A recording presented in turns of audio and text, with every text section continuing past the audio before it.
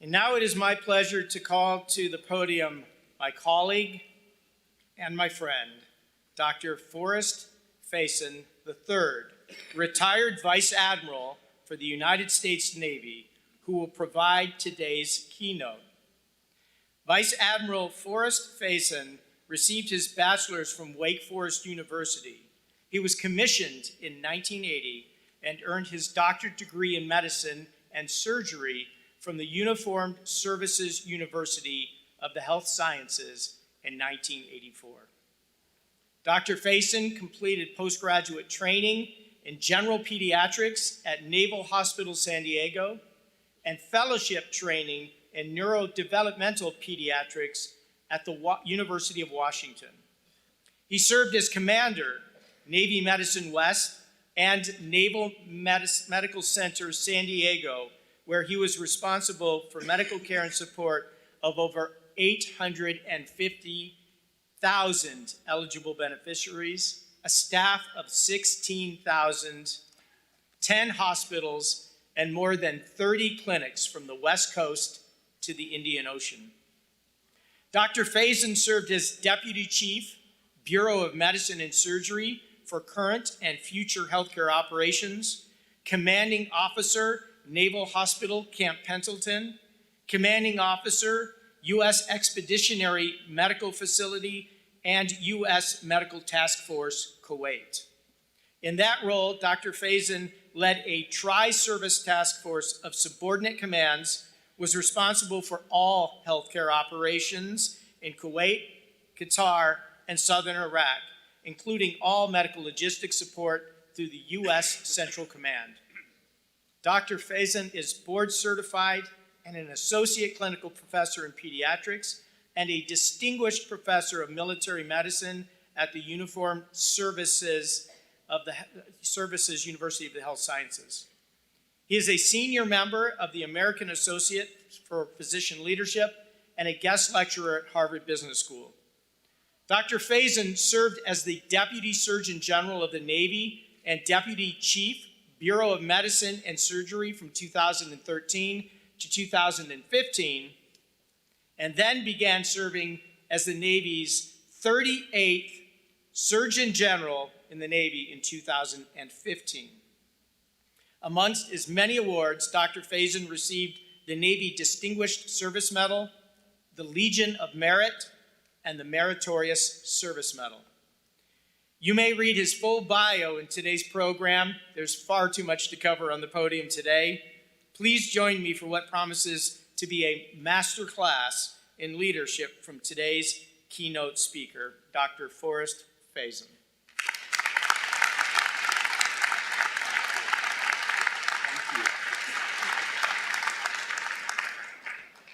Thank you so much. Well, good morning. And most importantly, congratulations. You made it. Congratulations. Look at the happy smiles out there. On behalf of all the healthcare professionals everywhere, let me welcome you to the profession of service and of caring for others. In just a few short moments, you will receive your degrees and will be formally welcomed into the company of those who have dedicated their lives to helping others. From today until the day you leave the profession, your life will always be about others first and not yourself. That's the commitment that you make, regardless of your degree or field of study, pledging yourself to the welfare and well-being of others first. Your journey is just beginning, and the road ahead will take you many places: clinical care, teaching, research, humanitarian missions, executive leadership, or any of the many, many ways that you can serve. But in each, and from today forward, you must always ensure that the patient is at the center of your thinking. As you start this wonderful journey, what wisdom can I share with you that I've learned from my 42-year journey in this profession of service? There are some pearls that I'll share with you as you now start your own journey. Medicine is and will always be an art, passed on from generation to generation. So now let me pass on to you some simple truths and lessons that I've learned along the way. Each of you, physicians, pharmacists, researchers, teachers, colleagues, are entering a profession of service. You are willingly and knowingly dedicating your life to those who will look to you in need, and for some, in their darkest hours. It will always be about them, not you. That will involve sacrifice on your part, but the satisfaction and warmth that you will feel, now more than ever, will depend on them looking to you in hope, and will in itself affirm for you that you made the right career choice. Strike forever from your vocabulary the words I or me, for it is never about you and always about those you are called to serve. Each of you will represent hope to those who have lost hope, strength to the weak, caring and compassion to those who are alone, comfort to those who are facing their own mortality, and peace to those as they come to the end of their journey. Always remember that each and every one of you is more and represents more than just being a healthcare professional. Some of you will go on to extraordinarily important leadership positions. We need strong leaders in medicine today, perhaps now more than ever. Medicine and our ability to care for those entrusted to us is being shaped by tectonic forces and changes on an unprecedented scale, which provide immense opportunity and potential benefit for our patients, but also come with significant challenges and risks, especially to our most vulnerable. From the lab to the pharmacy, bedside, and beyond, our healthcare system is fragile and challenged, especially now. We saw that fragility during the pandemic. As leaders, it taught us that there really are underserved and disadvantaged people who need our help, our foresight, and our courage to ensure that they too can benefit from all that medicine and good health can provide. It has also taught us that those we lead on our team need our care and our support as much as our patients. Some of you will go on to brilliant careers in research. At a time when the volume of medical knowledge in the world is growing exponentially, we need our best and brightest to develop and research those cures of the future and create that hope for a better tomorrow. Many of you will go into clinical practice. We need outstanding, dedicated healthcare professionals at the point of care. But that road will involve sacrifice as well as reward and challenge.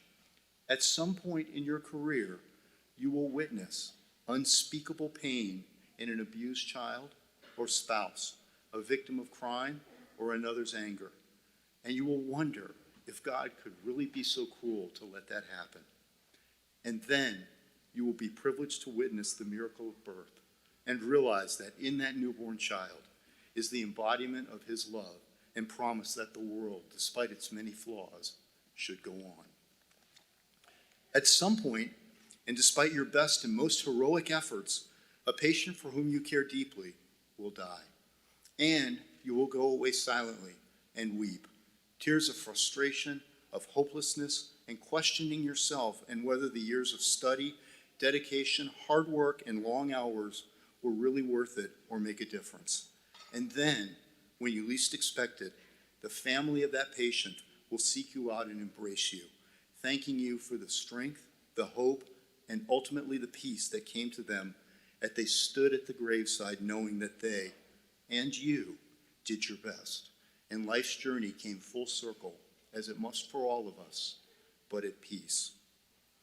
At some point, you will mistakenly believe that you and you alone are infallible because you are the doctor or because of your knowledge and years of study. And then, despite your best intentions, something will not go as planned. And you will be gently reminded that you, like your patients, are human and imperfect. And although that lesson will be bitter, it will also be a gift. For overconfidence and hubris are more dangerous to our patients than anything else. Be humble and accepting of your limitations. That is a gift that you will give to those for whom you care. At some point, you will be deluded into thinking that science is all you need to care for your patients. And God will, in his way, remind you that medicine, for all the science, is actually an art, and always will be. An art around which we wrap science, but at its core is an art. the art of caring for others. This lesson will occur many times throughout your career when you spend the night sharing stories and laughter as you hold the hand of a terminally ill patient, or when you embrace and share tears with the family of your patient who has just died, or when you comfort the parents who are just beginning their lifelong journey of caring for their child with developmental challenges. You will cure none of these, but you will cure the hopelessness and fear that comes with facing the unknown, knowing that they are facing it with you. At some point, you will be tempted to believe that what you do is just a job and that no one appreciates your dedication and hard work. And then you will be reminded, in some small way, that you are, in reality, the guardians of a trust. Every patient for whom you will ever care and their families are hoping and praying and depending on you to do all in your power to care for them and to do your best. And that is a trust, and one that will be placed in your hands every day by every patient for whom you will be privileged to care. You are and will always be the guardians of that trust. For those of you who aspire to leadership and will go on to important leadership positions, at some point, you will become impressed with yourself. Your titles, your accomplishments, the degrees and certificates on the wall, or the deference that others will show you. But leadership is a privilege, and it is one that must be earned every day, because like your patients, those you are entrusted to lead are depending on you. You are entrusted with their lives and well-being, and every single one of them and their families back home and every patient for whom they will ever care in the future are looking to you to lead them, guide them, mentor them, and prepare them to one day take your place so that this art of medicine is passed on to the next generation. Always be worthy of that trust. And so you will soon leave here, and each of you will go your own way to internship, postdoctoral fellowship, employment, service in the armed forces, or elsewhere. When life gets busy, as it will, and you are consumed with the daily tasks of your profession and all that goes into being a busy yet dedicated healthcare professional, how can you remember these simple yet abiding truths and lessons about what you represent to others, what you've committed to your patients and to those who depend on you, and your responsibilities to those you are privileged to lead? How can you remember all these things in the busy tumult of the day? Because you must remember them, these truths that are the foundation of our profession, our calling, our commitment to those we serve, and the trust placed in our hands every day. How can you remember all these things? Well, it's really actually quite simple, so let me share it with you now. Each of you owns, and undoubtedly has with you today, a smartphone. Yeah? Everybody take out your smartphone. Go ahead, stand up, take out your smartphone if you need to. Everybody pull out your smartphone. Families, friends, colleagues, loved ones, faculty members, my colleagues here on the stage, everybody take out your smartphone. Go ahead, take out your smartphone.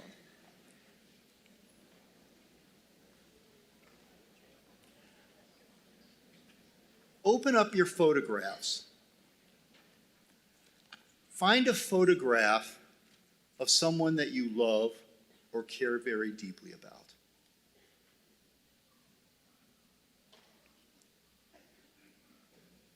Now, turn to the person next to you and tell them why you love or care about the person in that photograph. Go ahead. Everybody do it.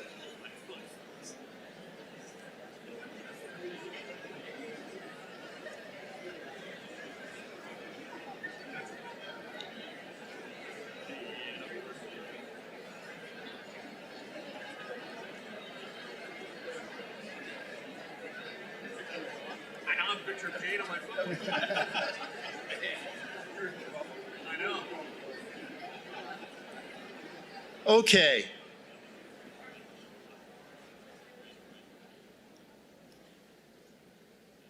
Now, remember this. Every person you will ever meet, every patient for whom you will ever care or treat, every person you will ever be privileged to lead from this day forward, every single one of them is a photograph on someone else's smartphone. remember the love, and you will always remember the trust. Congratulations, colleagues.